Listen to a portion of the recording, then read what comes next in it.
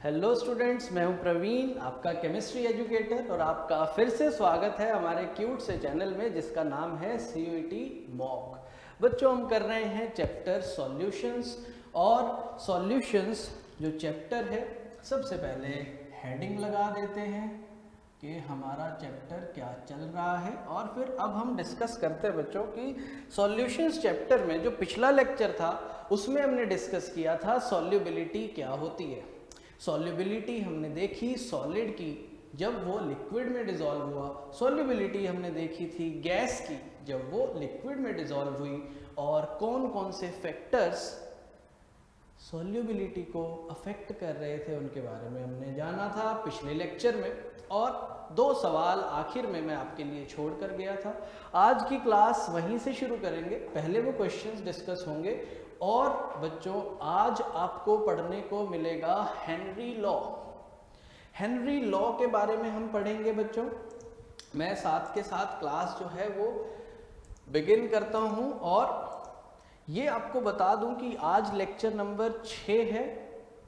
Henry law क्या होता है, हेनरी नाम का जो साइंटिस्ट था बच्चों, उसने क्या नियम दिया, किन पर वो एप्लीकेबल है, क्या उसकी मैथमेटिकल इंटरप्रिटेशन है बच्चों, और क्या रियल लाइफ में एप्लीकेशंस हैं हेनरी लॉ की। बहुत इंपॉर्टेंट आज का लेक्चर होने वाला है, बोर्ड पॉइंट ऑफ व्यू से plus competitive point of view से। चाहे CUET एग्जाम है, चाहे बच्चों कोई भी और कॉम्पिटिटिव एग्जाम है, ये टॉपिक बहुत इंपॉर्टेंट है। कौन सा? Henry law. खैर, हम शुरू करते हैं। सबसे पहले शुरुआत होगी कहाँ से? प्रैक्टिस प्रॉब्लम से, जो आपके लिए सवाल में देकर गया था। सबसे पहला सवाल आपकी स्क्रीन पर आ चुका है। आपसे पूछा गया था कि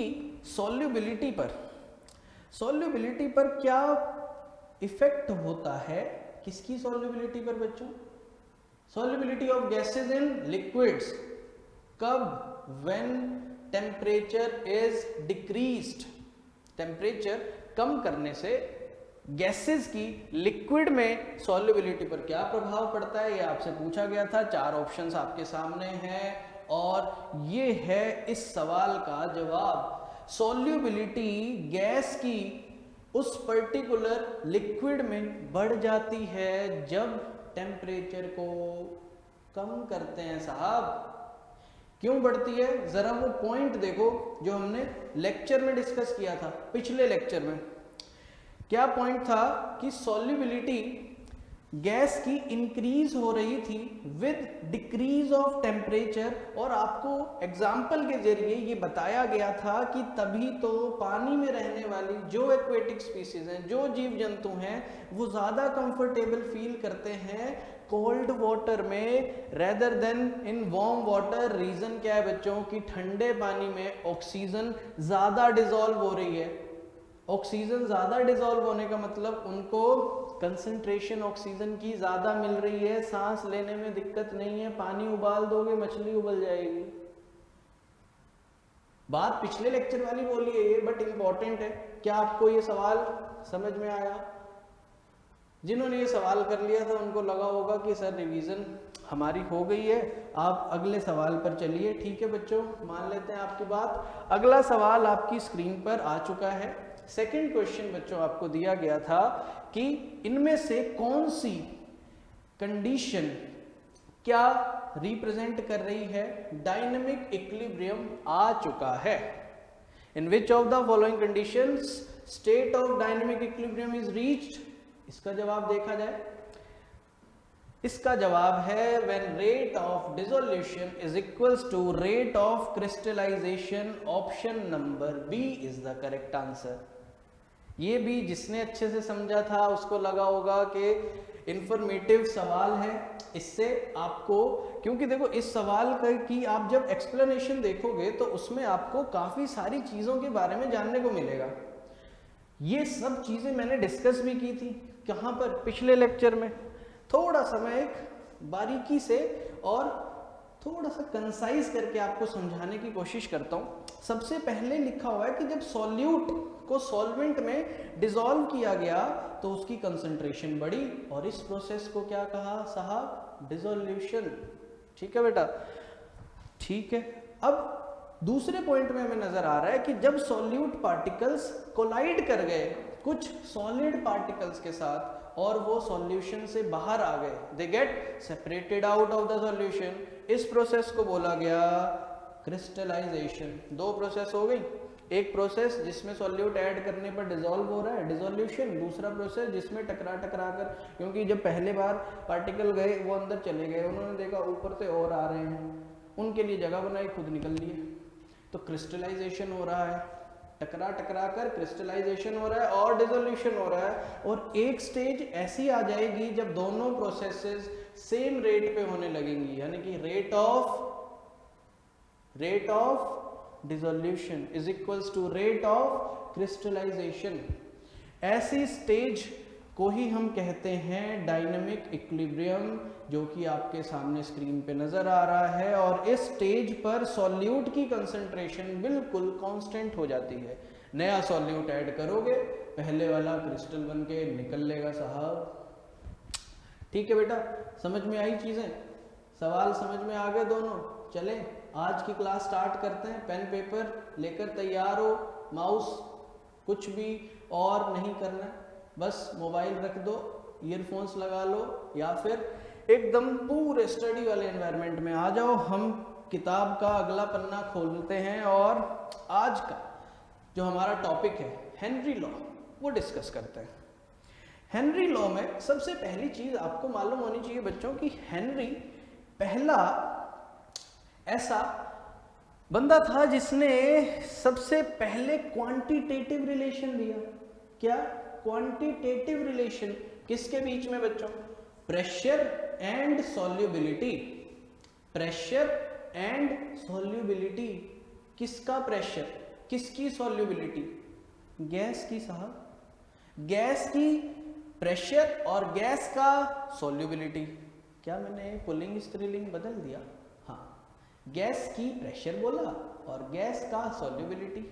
कुछ भी समझो, प्रॉपर्टीज गैसेस की हैं, तो गैस की सॉल्युबिलिटी और गैस का प्रेशर, इनके बीच में क्वांटिटेटिव रिलेशनशिप देने वाला कौन? हेनरी। ठीक है, एंड उसी नियम को जाना गया हेनरी लॉ। ओके, समझ गए? This law states that at constant temperature, चीजें एक एक चीज बहुत इंपॉर्टेंट है, ध्यान से पढ़ेंगे, समझेंगे, जानेंगे, फिर अप्लाई करेंगे। ठीक, this law states that at constant temperature जो सॉल्युबिलिटी है गैस की लिक्विड में, वो डायरेक्टली प्रोपोर्शनल होती है किसके? Partial pressure of gas above the surface of liquid और सॉल्यूशन। या तो आप गैस को लिक्विड में डिसॉल्व कर रहे हो या फिर आप गैस को किसी सॉल्यूशन में डिसॉल्व कर रहे हो, तो उस सॉल्यूशन या उस लिक्विड की सरफेस के ऊपर गैस का प्रेशर क्या है, उसके डायरेक्टली प्रोपोर्शनल है उस गैस की सॉल्युबिलिटी। बात समझ में आई? आ तो गई है, फिर भी और अच्छे से समझो इसको। क्या तुम्हें पिछली बार की क्लास में याद है, मैंने सॉल्युबिलिटी ऑफ गैस दिखाया था ना? उसमें मेरे पास एक ग्लास था, ठीक, और उस ग्लास में हमने पानी डाल लिया था, ठीक है। उसके बाद मैंने क्या किया था, मुंह से फूंक मारी थी साहब। जब मैंने मुंह से फूंक मारी तो जो मेरे मुंह से जो एयर निकली, वो प्रेशर उसका क्या हो गया था, वो डिस्पर्स हो गया था, वो कंसंट्रेटेड नहीं था, किसी एक पॉइंट पे बिल्कुल फोकस्ड नहीं था प्रेशर, वो क्या हो गया था, डिस्पर्स्ड हो गया था। इट मींस जितना मेरे मुंह से प्रेशर निकला था CO2 का, वो इक्वल प्रेशर सरफेस पे जाके नहीं टकराया। बात समझ में आई? इसीलिए जब मैंने एक और बार मैंने क्या किया, दोबारा में ग्लास ऑफ वाटर सेम था, यहां पर छोटा हो गया साहब, ठीक है, उसके अंदर पानी भी था, पर इस बार मैंने CO2 को किसके थ्रू डाला था, एक पेन के थ्रू, जो कि बिल्कुल होलो था अंदर से और पीछे से हवा अंदर जा सकती थी। इसमें क्या हुआ था बच्चों, इसमें बबल्स क्रिएट हुए थे, किसमें, वाटर में। इट मींस इस बार गैस ज्यादा डिसॉल्व हुई थी, इस बार गैस की सॉल्युबिलिटी बढ़ी थी। क्यों बढ़ी थी, बिकॉज अब जो सरफेस पे प्रेशर लगा, अब जो सरफेस पे प्रेशर लगा वो ज्यादा था इसके मुकाबले में। यही तो लिखा हुआ है, क्या लिखा हुआ है, that solubility of a gas in a liquid वो डायरेक्टली प्रोपोर्शनल होती है पार्शियल प्रेशर के। गैस का जो पार्शियल प्रेशर है कहां पर है, लिक्विड की सरफेस पर। बात क्लियर है, आगे चले, ठीक है, आगे देखते हैं। अब उसने लिखा है कि अगर उसने कौन, ये मैं बार बार बोलता हूँ ना, उसने लिखा है, उसने, अरे किताब की बात हो रही है यार, हमारी किताब बहुत प्यारी किताब है, यही नंबर दिलवाएगी, कंसेप्ट सिखाएगी, सही है। तो उसने लिखा है कि मोल फ्रैक्शन को अगर हम मान लें, क्या सॉल्युबिलिटी को मेजर हम किसकी टर्म्स में कर रहे हैं, हम मान लेते हैं कि मोल फ्रैक्शन की टर्म्स में कर रहे हैं कि हाँ इतने मोल, इतने फ्रैक्शन ऑफ मोल्स उस पर्टिकुलर गैस के एक पर्टिकुलर सॉल्वेंट में डिसॉल्व हो गए, ठीक है ना। तो मोल फ्रैक्शन को हमने मान लिया सॉल्युबिलिटी को मेजर करने की एक टर्म। तो हम ये कह सकते हैं कि मोल फ्रैक्शन प्रोपोर्शनल है पार्शियल प्रेशर ऑफ गैस के, मोल फ्रैक्शन प्रोपोर्शनल है पार्शियल प्रेशर ऑफ गैस के। कंफ्यूज बिल्कुल मत होना। अगर मैं P को लिख दूं पार्शियल प्रेशर बच्चों, इसको हमने देखा था कि सॉल्युबिलिटी और पार्शियल प्रेशर क्या थे, आपस में directly proportional. Second point read किया, solubility is directly proportional to partial pressure above the surface of liquid और सॉल्यूशन, ठीक, ओके। अच्छा, सॉल्युबिलिटी और ये अगर प्रोपोर्शनल है, अब हम क्या कह रहे हैं कि सॉल्युबिलिटी को मेजर करने के लिए हमने मान लिया कि फ्रैक्शन ऑफ मोल्स उसमें डिसॉल्व हो गए, उसमें सॉल्यूबल थे, वो चले गए। तो यहां पर हमने मोल फ्रैक्शन रख दिया, तो पार्शियल प्रेशर किसके प्रोपोर्शनल आ गया, मोल फ्रैक्शन के। यही तो लिखा है। हाँ, आगे चलते हैं, आगे देखते हैं हेनरी लॉ में और क्या हमें पढ़ने को मिलेगा। मैथमेटिकल इंटरप्रिटेशन बच्चों, ये बहुत जरूरी है, न्यूमेरिकल प्रॉब्लम्स भी तो आ सकती हैं। पिछले लेक्चर में मैंने बोला था थ्योरेटिकल चैप्टर है, वो चैप्टर नहीं जो हम लेक्चर डिस्कस कर रहे थे उसको मैंने बोला था। और कुछ चीजें हो जाती हैं बच्चों ऊपर नीचे, जब पढ़ा रहा हूँ तो कुछ चीजें, जैसे इधर एंथ्रासीन और नेफ्थलीन का स्ट्रक्चर बना रहा था, बना हमें डबल और सिंगल बॉन्ड रहा था अल्टरनेट, मुंह से क्या निकल गया, डबल बॉन्ड, ट्रिपल बॉन्ड। तो चीजें हो जाया करती हैं, बट आपको समझ में आना चाहिए, मंतव्य वही है। क्लियर। तो मैथमेटिकल इंटरप्रिटेशन में सबसे पहले बच्चों आपको इसकी पूरी अच्छे से स्टेटमेंट पढ़ लेनी है। स्टेटमेंट क्या कहती है कि partial pressure of gas in vapour phase is proportional to the mole fraction of gas in the solution. यही तो लिखा है, P is directly proportional to mole fraction of gas in the solution। और proportionality को जब हटाया जाता है साहब, तो जिसने मेहनत की उसका कांस्टेंट आता है। किसने मेहनत की, हेनरी, हेनरी। तो पार्शियल प्रेशर किसके इक्वल आ गया बच्चों, हेनरी कांस्टेंट इनटू काई, where chi is the mole fraction and kh is the Henry's law constant। समझ में आ गई बात, आगे चलें, ठीक। अब अगली लाइन में आपको नजर आ रहा है कि अगर हम ग्राफ बनाएं, कौन सी टर्म्स लेनी पड़ेंगी ग्राफ बनाने के लिए, जो टर्म्स हम यहां डिस्कस कर रहे हैं साहब, और कौन सी लोगे, पार्शियल प्रेशर गैस का वर्सेस मोल फ्रैक्शन गैस की, उसका प्लॉट जब हम करते हैं ग्राफ, तो वो आपको ऐसा कुछ देखने को मिलता है जो आपकी स्क्रीन पे आ चुका है। देखो, इसमें आप देख सकते हो कि नजर भी आ रहा है। मोल फ्रैक्शन किसकी? HCl की बच्चों, HCl की मोल फ्रैक्शन एक्स एक्सिस पर ली गई है। वाई एक्सिस पर देखो क्या लिया गया, वाई एक्सिस पर लिया गया पार्शियल प्रेशर उस पर्टिकुलर गैस का। कौन सी गैस? HCl गैस बेटा। कैसा ग्राफ आ रहा है? बिल्कुल स्ट्रेट लाइन ग्राफ। क्या ये ग्राफ नहीं आना चाहिए था ऐसा? आप बोलोगे आना चाहिए था सर, डायरेक्टली प्रोपोर्शनल है मोल फ्रैक्शन और partial pressure, mole fraction partial pressure. तो अगर मैं यहाँ पर एक छोटा सा अपन भी अपना ग्राफ भी बना लेते हैं, वो HCl का है। HCl को किसमें डिसॉल्व किया गया? साइक्लोहेक्सेन में। हम अपना ग्राफ बना लेते हैं, एक्स एक्सिस वाई एक्सिस। इस एक्सिस पर क्या लिया है? Mole fraction. इस एक्सिस पर क्या लिया है? Partial pressure. बात समझ में आ रही है बेटा? ठीक। देखो अब सपोज करो कि अगर ये डायरेक्टली प्रोपोर्शनल है तो यहां से चीजें शुरू हुई। मोल फ्रैक्शन कुछ नहीं, पार्शियल प्रेशर कुछ नहीं, कुछ मोल फ्रैक्शन बढ़ी, कुछ पार्शियल प्रेशर बढ़ा। क्या ये पॉइंट आया? फिर मोल फ्रैक्शन बढ़ी, फिर पार्शियल प्रेशर बढ़ा। क्या ये पॉइंट आया? सिमिलरली क्योंकि चीजें क्या हैं? Directly proportional, it means this will be a straight line graph between partial pressure and mole fraction of gas. बात समझ में आई? हेनरीज लॉ क्या होता है डिस्कस कर लिया है, फॉर्मूला क्या है, मैथमेटिकल इंटरप्रिटेशन डिस्कस कर लिया है, ग्राफ डिस्कस कर लिया है। क्या बाकी है? अगला पन्ना बताएगा हमारी किताब का, प्रॉब्लम बाकी है। अब वक्त आया है सवाल, जो कि बहुत ज़रूरी है बोर्ड के पॉइंट ऑफ व्यू से भी और कॉम्पिटिटिव एग्जाम्स के पॉइंट ऑफ व्यू से भी। बेटा सवाल पढ़ें?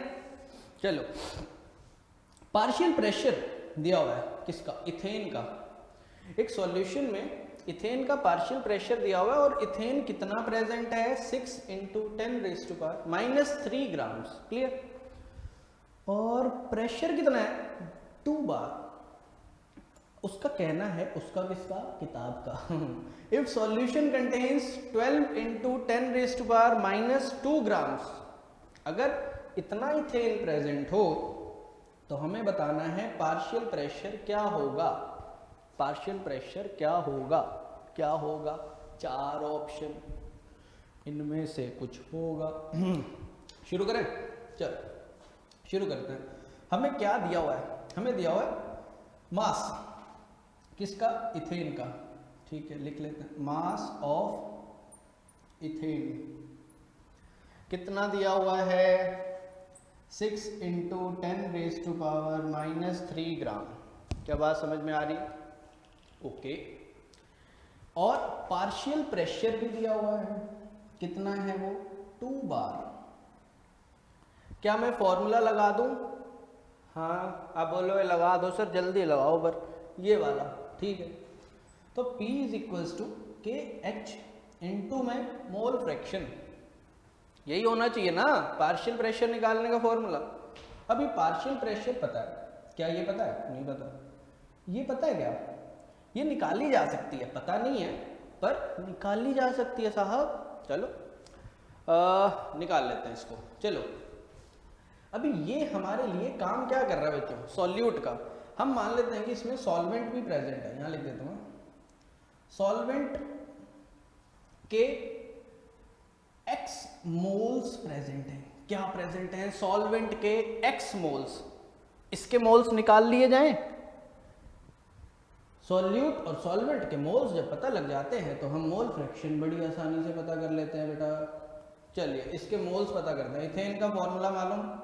यस, आप बोलोगे मालूम है सर, C2H6, मॉलिक्यूलर मास 30 ग्राम, गिवन मास, ये क्या नंबर ऑफ मोल्स निकाल लिए जाएं? यस, गिवन मास अपॉन में बेटा क्या करेंगे? Molecular mass. देखो 6 × 10⁻³ है ना, अपॉन में 30 है, तो 3 इंटू अपन क्या लिख देंगे इसको? 10 की पावर 1 है। अभी 3 × 2 = 6, 1 ऊपर गया तो माइनस हो गया, तो मोल्स कितने आ गए? 2 × 10⁻⁴ moles. This is the number of moles of ethane which are present in the solution तब जाकर पार्शियल प्रेशर 2 बार है। क्या वैल्यूज पुट कर दें? आप बोलोगे कर दो सर, कर देते बेटा। 2 मालूम नहीं, मोल फ्रैक्शन निकालने के लिए number of moles of that solvent of that component. अब देखो चीज़ें होती है ना, तो इस पे बातों को नहीं पकड़ना है, सवाल समझना है, ठीक है। इस कंपोनेंट के मोल्स कितने हैं? 2 × 10⁻⁻⁴। क्लियर? बहुत कम है ना, अपॉन में अगर मैं लगा दूंगा ना 0.002 बन जाएगा बेटा, बहुत कम मोल्स हैं। अपॉन में टोटल मोल्स, एक्स मोल्स किसके? सॉल्वेंट के, ये सॉल्यूट है, इसके मोल्स 2 × 10⁻⁻⁴।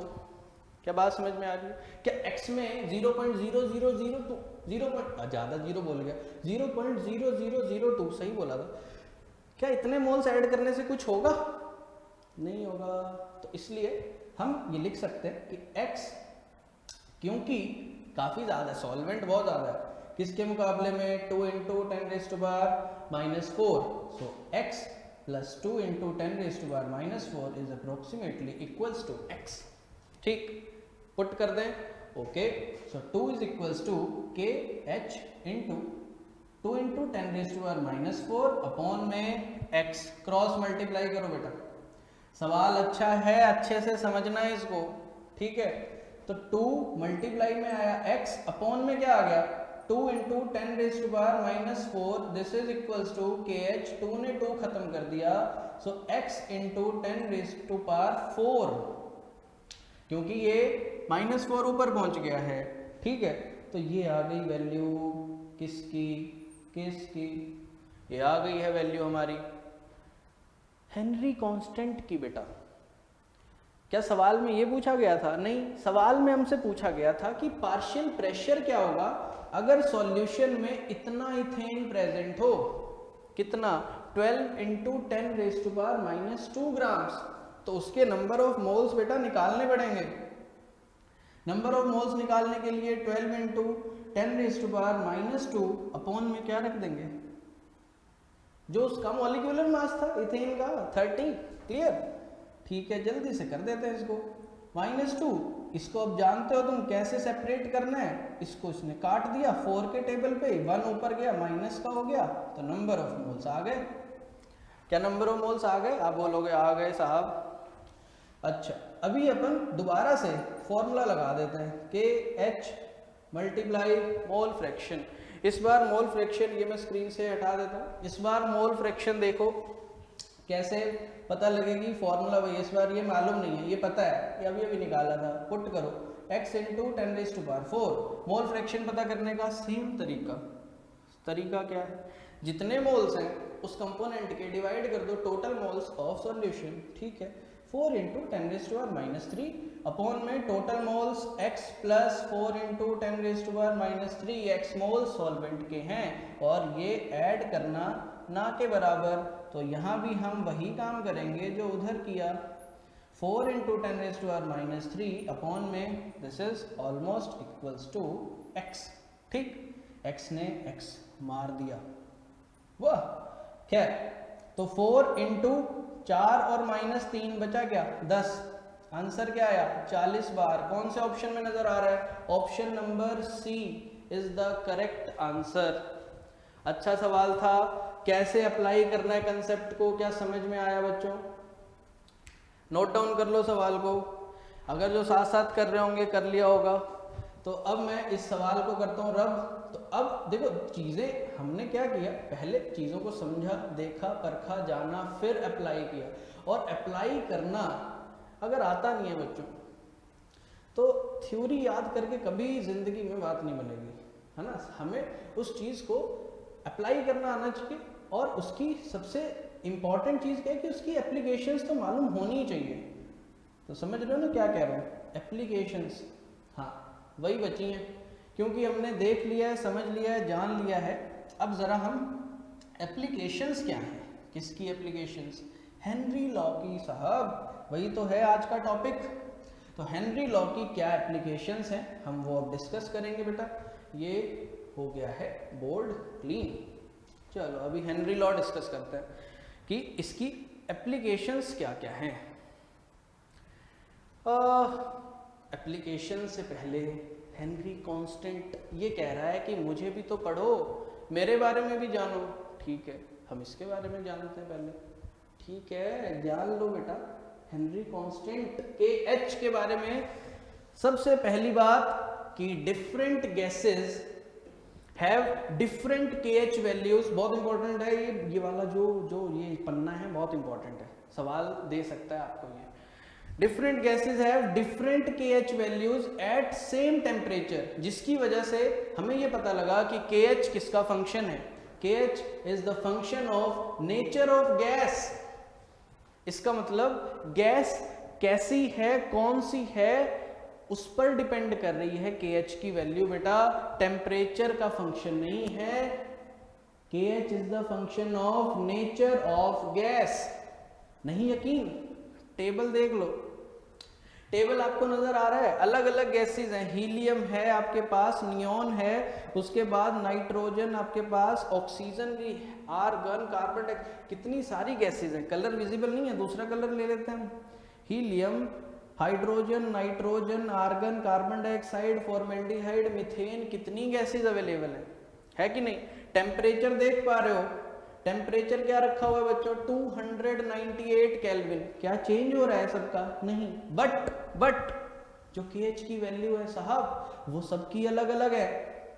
तो के एच की वैल्यू डिपेंड कर रही है कि गैस कौन सी है। एंड ये कुछ पर्टिकुलर गैसेस हैं जो कि वाटर में डिसॉल्व हो जाती हैं, उनकी वैल्यूज हैं। याद रखने की जरूरत नहीं है, सिर्फ आपको ये पॉइंट क्लियर होना चाहिए कि सेम टेम्परेचर पे के एच की डिफरेंट वैल्यूज हो सकती हैं, क्योंकि के एच फंक्शन है किसका, गैस का, नेचर कैसा है उसका। आगे देखते हैं सेकंड पॉइंट कि जितनी ज्यादा वैल्यू होगी के एच की एट अ गिवन प्रेशर, उतनी ही सॉल्युबिलिटी कम होगी गैस की। इसको इसके जरिए समझा जाए बेटा, चलो इसके जरिए हम समझते हैं। देखो उसने क्या बोला कि पार्शियल प्रेशर उसको कांस्टेंट कर दो एट अ गिवन प्रेशर। ठीक है, हमने प्रेशर देख लिया और के एच की वैल्यू बढ़ाओ, के एच की वैल्यू बढ़ाओ तो उसका कहना है कि सॉल्युबिलिटी वो कम हो जाएगी, लोअर इज द सॉल्युबिलिटी। मान लो मैं इसको क्या करूं, फिक्स कर देता हूं, यहाँ लिख देते। सपोज इसकी वैल्यू 50 है, ठीक 50 है, किसकी, P हमने फिक्स कर दिया। दो इक्वेशंस लिखेंगे, ध्यान से देखना। अब 50 हम कैसे ला सकते हैं, कैसे ला सकते हो, सपोज करो कि 10 into 5, समझ लो सिर्फ एग्जांपल के लिए मैं थोड़ी सी चीजें बता रहा हूं। के एच की जगह मैंने लिख दिया 10 बेटा, और मोल फ्रैक्शन की जगह 5, और मोल फ्रैक्शन क्या मेजर कर रहा है, सॉल्युबिलिटी। ठीक, अब ये वही है, प्रेशर वही है, इसको मैंने 25 कर दिया तो मोल फ्रैक्शन 2। सिर्फ एक समझाने का जरिया है कि जब आपका के एच बढ़ा, मोल फ्रैक्शन कम, एंड मोल फ्रैक्शन क्या मेजर कर रही थी, सॉल्युबिलिटी। तो higher the value of this at a given pressure, lower will be its solubility. Clear हुआ? ओके, ठीक है, आगे चलते। के एच वैल्यूज उसका कहना है कि अगर हम चेक करें नाइट्रोजन और ऑक्सीजन गैसेस के लिए, बिकॉज बेटा यही दो गैसेस हैं जो मेजर कॉन्स्टिट्यूएंट हैं हमारे एटमॉस्फेयर में, नाइट्रोजन एंड ऑक्सीजन। तो उसने बोला कि के एच की जो वैल्यू है वो बढ़ रही है। कब? जैसे जैसे टेम्परेचर बढ़ रहा है, जैसे जैसे टेम्परेचर बढ़ रहा है। और इससे हमें ये पता लग रहा है कि गैस की सॉल्युबिलिटी बढ़ती है जब टेम्परेचर कम होता है। सवाल भी यही था जो सबसे पहला आज के लेक्चर में डिस्कस किया। अब के एच की वैल्यू किसके लिए बढ़ी? देखो नाइट्रोजन, आप देखो स्क्रीन पे, जब 293 केल्विन था, के एच कितना था, 76.48 बेटा। जब नाइट्रोजन में 20 केल्विन बढ़ गया, कितना 20 नहीं सॉरी 10 केल्विन, 293 टू 303 केल्विन, तो वैल्यू के एच की बढ़ गई। सिमिलरली आप देखो ऑक्सीजन में भी आपको राइज देखने को मिला, 34.86 पहले था, और 10 केल्विन टेम्परेचर बढ़ाया तो 46.82 नजर आ रहा है। ग्राफ, ये ग्राफ कह रहा हूँ, टेबल नजर आ रहा है। तो बच्चों हो क्या रहा है कि नाइट्रोजन और ऑक्सीजन में KH बढ़ रहा है। कब? जब हम टेम्परेचर बढ़ा रहे हैं, ठीक है। अगर KH बढ़ता है, हम जान चुके हैं कि सॉल्युबिलिटी कम हो जाती है, तो टेम्परेचर बढ़ाने से अल्टीमेटली सॉल्युबिलिटी तो भैया कम हो रही है। तो सॉल्युबिलिटी को बढ़ाने के लिए क्या करना पड़ेगा? टेम्परेचर को कम करना पड़ेगा। सारी चीजें इंटरलिंक्ड हैं, समझ में आई? KH बढ़ाया, सॉल्युबिलिटी कम हुई थी, मोल फ्रैक्शन कम हुई थी, मीन सॉल्युबिलिटी कम हुई थी। KH कब बढ़ रहा है? टेम्परेचर बढ़ाने पे। तो अल्टीमेटली टेम्परेचर बढ़ाने पे सॉल्युबिलिटी कम हो रही है। बात समझ में आ रही है? और टेम्परेचर बढ़ाने से अगर सॉल्युबिलिटी कम हो रही है तो सॉल्युबिलिटी बढ़ाने के लिए टेम्परेचर को कम कर दो साहब, ठीक है। समझ में आई चीजें? हेनरी लॉ कांस्टेंट पढ़ लिया, ठीक है। आगे चलते हैं। ये वही एग्जांपल है बच्चों जो हम बहुत बार डिस्कस कर चुके हैं कि एक्वेटिक स्पीसीज ज़्यादा कंफर्टेबल होते हैं ठंडे पानी में, बिकॉज ठंडे पानी में टेम्परेचर कम है, गैस की सॉल्युबिलिटी ज़्यादा है, ज़्यादा गैस डिजॉल्व हो जाती है, उतनी गैस उनको मिलती है, तो फिर मस्त उनको अच्छा लगता है सभी मछलियाँ। खैर आगे चलते हैं बेटा और देखते हैं कि आगे क्या है। आगे है applications of Henry law. Henry law की पहली एप्लीकेशन जानने से पहले आप स्टेटमेंट रीड करो कि हेनरी लॉ की काफ़ी सारी एप्लीकेशंस हैं, किसमें? रियल लाइफ में। और ये मैं थोड़ा सा करता हूँ रब, इतना हिस्सा ग्राफ, और ये जो एग्जांपल के थ्रू मैंने आपको क्या समझाया था, समझ में आया? ठीक है। अब हम डिस्कस करते हैं कि कहाँ कहाँ पर उसकी एप्लीकेशंस हैं। इंडस्ट्रीज में है और कुछ बायोलॉजिकल फिनोमिना को भी एक्सप्लेन करता है। कौन? हेनरी लॉ साहब, ठीक है बेटा। देखो जरा, सबसे पहले आपको मालूम होना चाहिए कि जो सॉल्युबिलिटी है किसकी? कार्बन डाइऑक्साइड की। किस में? सॉफ्ट ड्रिंक्स में या फिर सोडा वाटर में। तो बोतल को सील किया जाता है अंडर हाई प्रेशर। देखा है ना, जब भी आप बोतल किसकी होनी चाहिए? कोल्ड ड्रिंक वाली खोलना, पता लगे और कुछ लगे पड़े हो। कोल्ड ड्रिंक वाली बोतल जैसे ही आप खोलते हो उसमें से जो गैस निकल रही है, कौन सी है? CO2। एकदम वो प्रेशर में थी, जैसे ही खुला निकल पड़ी गैस, ठीक है ना। तो the bottle is sealed under high pressure, और प्रेशर बढ़ाने से गैस की सॉल्युबिलिटी बढ़ती है। बढ़ी थी ना? हाँ। तो पहला आपको एग्जांपल समझ में आया रियल लाइफ में हेनरी लॉ का, ओके। सेकंड बहुत इंपॉर्टेंट एग्जांपल है बच्चों, स्कूबा डाइवर्स जो होते हैं, they must cope with high concentration of dissolved gases. मैं दिखाऊंगा कि स्कूबा डाइवर्स क्या होता है, दिखाऊंगा जरूर। समझो पहले चीजों को। ये क्या करते हैं? They cope with high concentration of dissolved gases. कब? जब वो एयर को ब्रीथ कर रहे हैं, जब वो सांस ले रहे हैं। कब? At high pressure under water. तब उनको किससे डील करना पड़ रहा है? High concentration of dissolved gases. जो पानी में गैसेस डिजॉल्व हो रखी हैं, जो गोताखोर हैं, जो काफी अंदर तक गए हैं टैंक लेकर, वो उनको हाई कंसंट्रेशन से डील करना पड़ता है। और जब प्रेशर बढ़ गया, क्योंकि अंडर वाटर प्रेशर क्या है? ज्यादा है। जब प्रेशर बढ़ा तो सॉल्युबिलिटी वो भी बढ़ गई। किसकी? एटमॉस्फेरिक गैसेस की। कहां पर? खून में। हम जो गैस इनहेल करते हैं ऑक्सीजन, वो हर एक बॉडी सेल तक पहुंचाने का काम किसका? ब्लड का। तो जो गैसेस जब वो इनहेल करेंगे तो एटमॉस्फेरिक गैसेस की जो सॉल्युबिलिटी है बेटा वो बढ़ रही है, क्योंकि प्रेशर बढ़ रहा है, और प्रेशर बढ़ाने से सॉल्युबिलिटी बढ़ती है। टेम्परेचर बढ़ाने से सॉल्युबिलिटी गैस की कम होती है। ओके, तो जब डाइवर जो होते हैं वो सरफेस की तरफ आते हैं तो वहां पर प्रेशर थोड़ा कम है। नीचे हैं जब वो काफी अंडर वाटर ज्यादा है। ऊपर की तरफ आ रहे हैं तो प्रेशर कैसा है वहां पर? सरफेस पर थोड़ा कम है, जिस वजह से अब सॉल्युबिलिटी कम होगी एंड जो डिसॉल्व हुई थी गैसेस वो रिलीज हो जाएंगी, जिस वजह से bubbles of nitrogen formed in the blood. ध्यान रखना, बहुत इंपॉर्टेंट बात लिखी हुई है कि नीचे जब वो गए प्रेशर था एकदम ज्यादा, और ज़्यादा प्रेशर होने की वजह से एटमॉस्फेरिक गैसेस ब्लड में ज़्यादा सॉल्यूबल हो गई, मिक्स हो गई।